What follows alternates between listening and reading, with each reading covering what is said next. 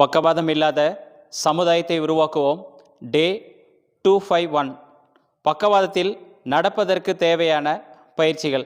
So இந்த நடப்பதற்கு தேவையான பயிற்சிகள் சீக்வன்ஸில் நிறைய பேர் நான் பார்க்குற வரைக்கும் நிறைய பேர் நல்லா இருக்காங்க, நடந்துகிட்டு தான் இருக்கிறாங்க. இருந்தாலும் அவங்களுக்குள்ள ஒரு பயம் இருக்குது.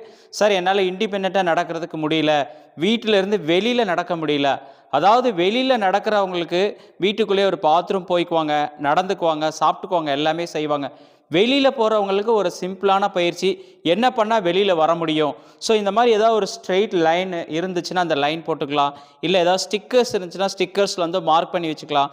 மன்னிச்சிட்டு இந்த மாதிரி ஒரு இப்போ அவங்களுக்கு வந்து ரைட் சைடோ லெஃப்ட் சைடு எது வேணாலும் இருக்கலாம். இப்படி பாருங்கள், இந்த ஸ்டிக்கர் வந்து நேராக தெரியும். இந்த ஸ்டிக்கரிங்கில் வந்து ஒரு காலை வச்சுட்டேன், அடுத்த காலை எடுத்து வைக்கும்போது இந்த ஸ்டிக்கரிங்லேயே வைக்கணும். இந்த கால் கட்டவிரல் வந்து ஸ்டிக்கரிங் விட்டு வெளியில் போயிடக்கூடாது. இந்த பார்த்தீங்கன்னா இந்த கால் கட்டவிரலில் இப்போ இப்படி வைக்கும்போது என்ன ஆகும் அப்படின்னா, அந்த பேலன்ஸ் வந்து நல்லா இம்ப்ரூவ் ஆகும், கான்ஃபிடென்ஸ் வந்து நல்லா இம்ப்ரூவ் ஆகும். அதை வந்து பார்த்திங்கன்னா ஃபஸ்ட்டு ஒவ்வொரு ஃபீட்டாக வைக்கலாம். ஒரு சிலருக்கு அந்த ஃபீட் வைக்கும்போது பார்த்திங்கன்னா முன்ன பின்ன இருக்கும், பரவாயில்ல வச்சுக்கலாம். அதுக்கு அடுத்தபடியாக பார்த்திங்கன்னா கொஞ்சம் டிஸ்டன்ஸை ரைஸ் பண்ணலாம். இதை வந்து ஃபார்வர்டாக பண்ணணும், அதே மாதிரி பேக்வேர்டாகவும் பண்ணணும்.